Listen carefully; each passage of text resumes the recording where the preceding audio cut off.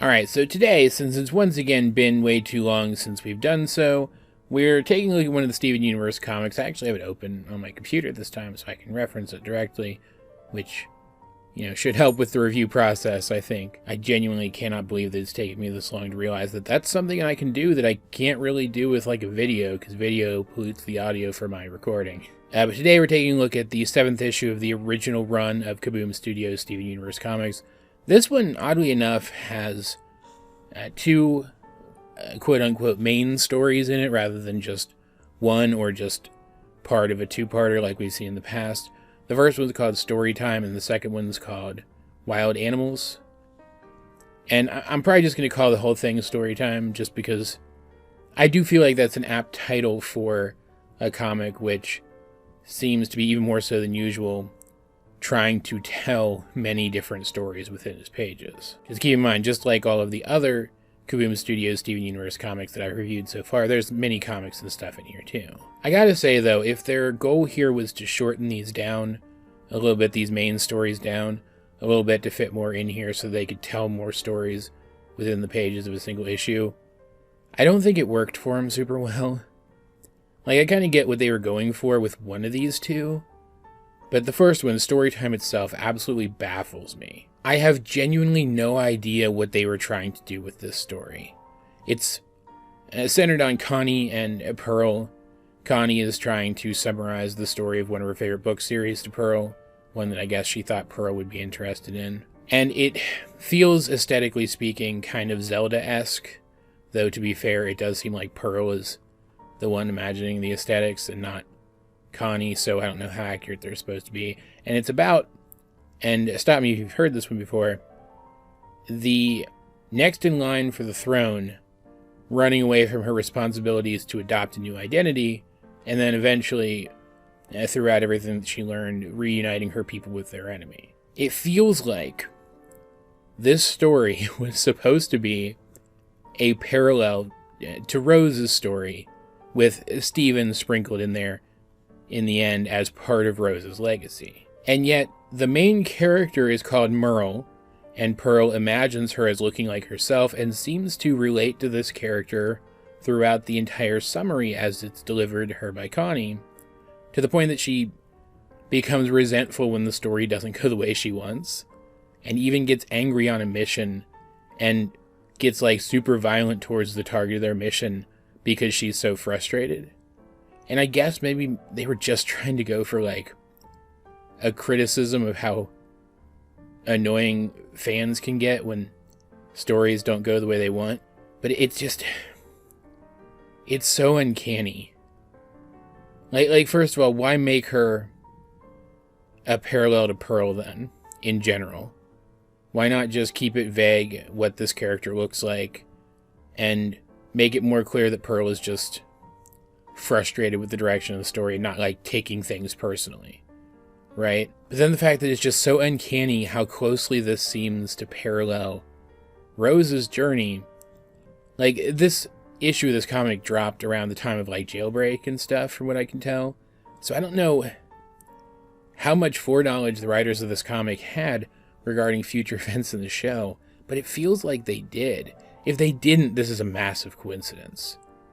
And if they did, I think they didn't understand them, because exactly what happens that causes Pearl to get upset, the direction the story takes that causes Pearl to get upset, is eventually it turns out that Merle isn't quite as capable of defending herself as Pearl would like, so a knight whose name I don't remember because it was stupid and I don't even care to check, he has to swoop in and rescue her and take her back to take the throne, at which point she unites the kingdom with its enemy. And eventually the story is usurped from her by that knight's squire, Peapod. And that feels very much like Rose's story versus Steven's story. Eventually Steven came in and replaced Rose as the central character of this life. And I could totally see that being something that Pearl resents, because it's canon that she kind of resents Steven for that. As much as she loves and cares about him, she kind of resents him for being the core reason why Rose isn't alive anymore. So if they had played it up like that, I could see that working.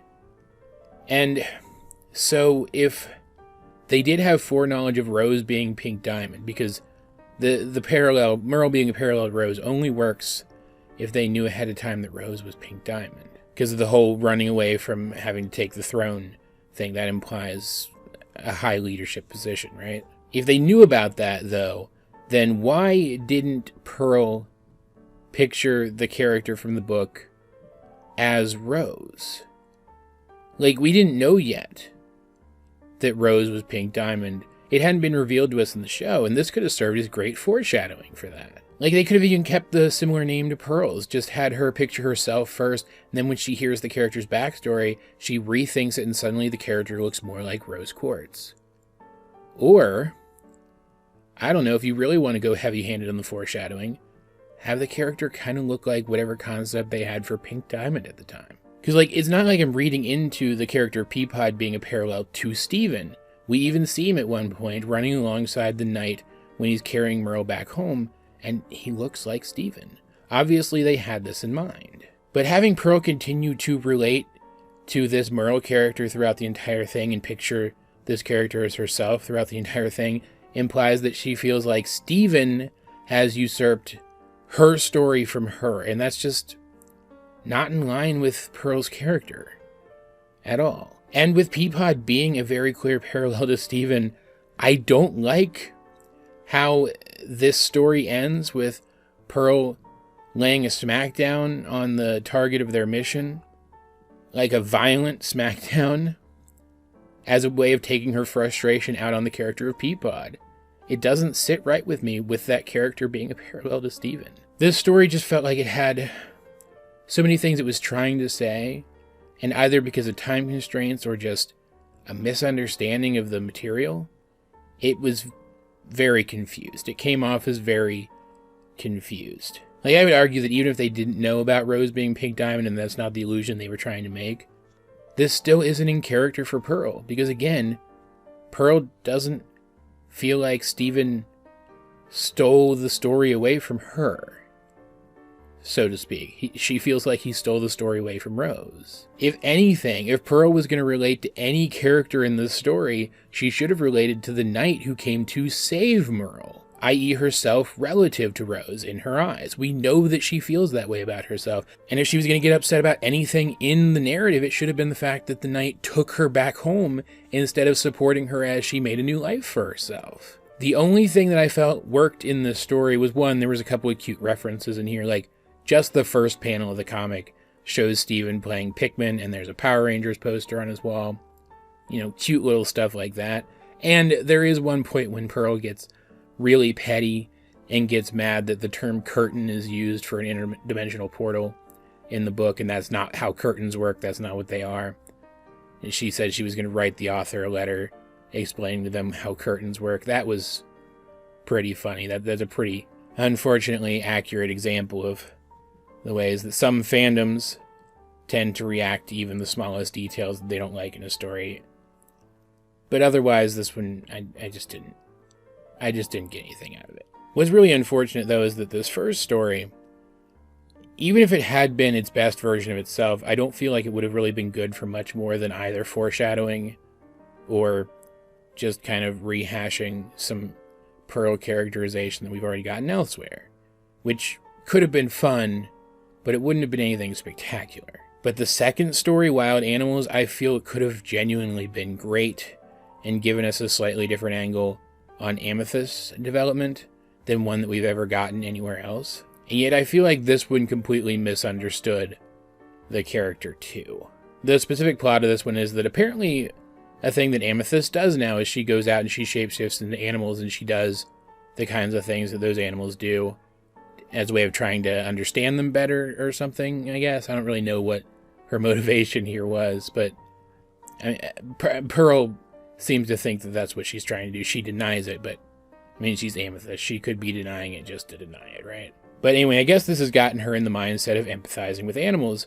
So when she sees Steven and Connie returning some fish to a pet store after Onion tried to dump them in the ocean, which would have killed them because they're freshwater fish, she agrees with him and thinks that the fish should be set free, to the point that she even shows up later to steal the fish and try to release them herself, only for Stephen and Connie to stop her as well. And I do at least kind of get what they were going for with this one, that by the end, as Amethyst goes about the rest of her night after being run off by Stephen and Connie, she sees that all of these various animals have some place where they lay their head at night, that they're not always just running free, helping her to realize that she has a place like that too, her home with the other crystal gems, which helps her to realize that something that Connie said was true, that these fish really do have a place of their own, that they belong.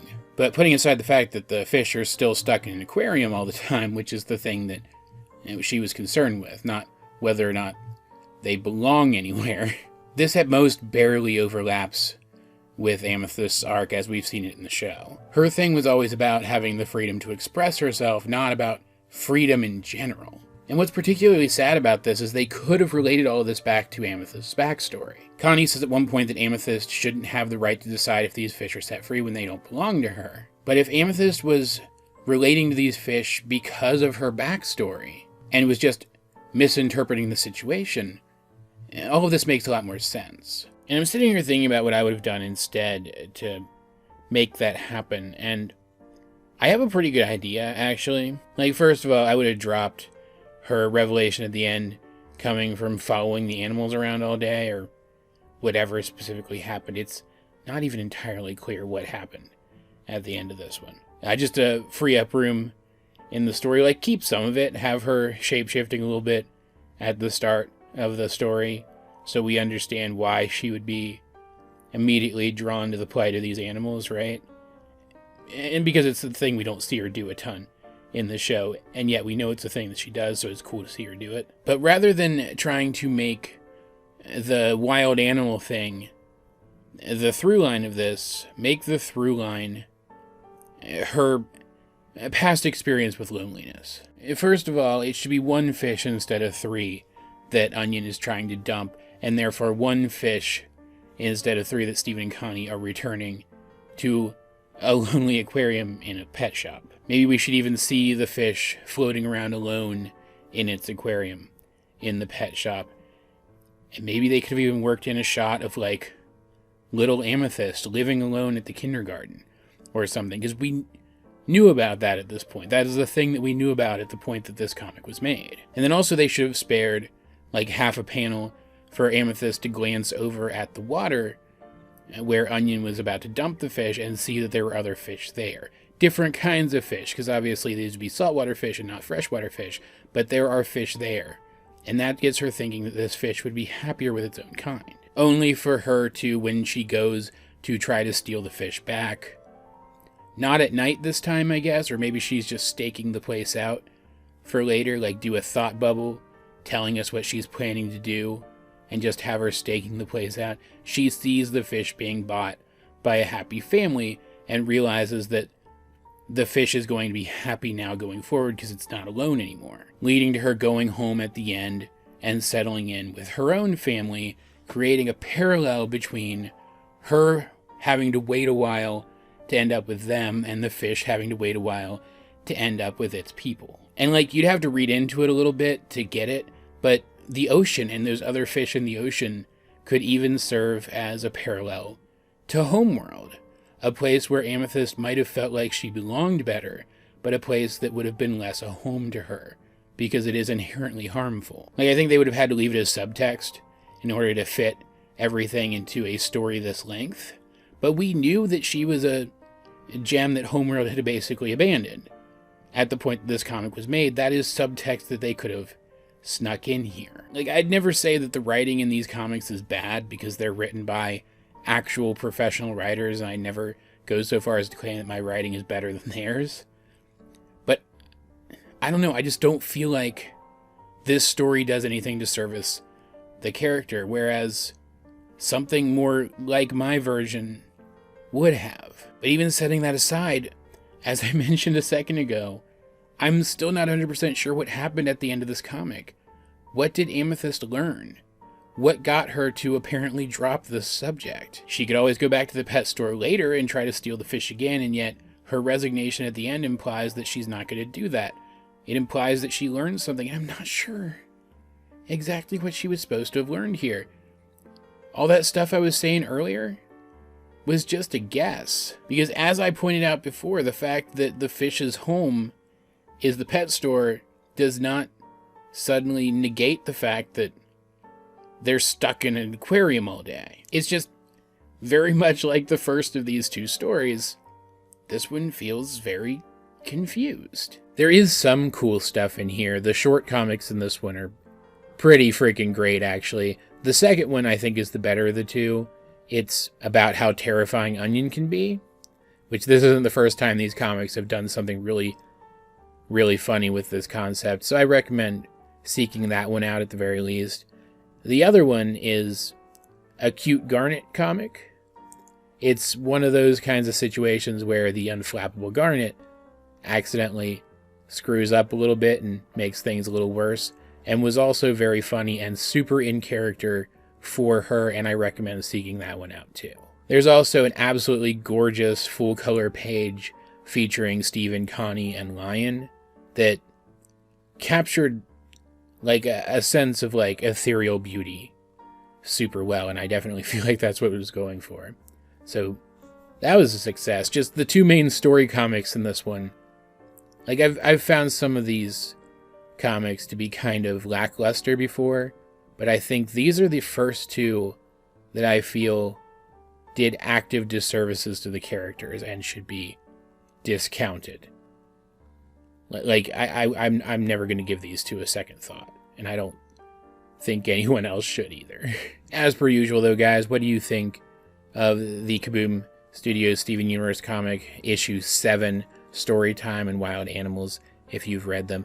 Let's get a discussion going in the comment section down below, and while you're down there, you might as well like the video, share it with anyone else who you think would enjoy my content, subscribe if you haven't. You can also check out the links to my various social medias, as well as to the various ways you can help out the channel. Those will be in the video description, but either way, this has been AJ22, and I will talk to you guys later.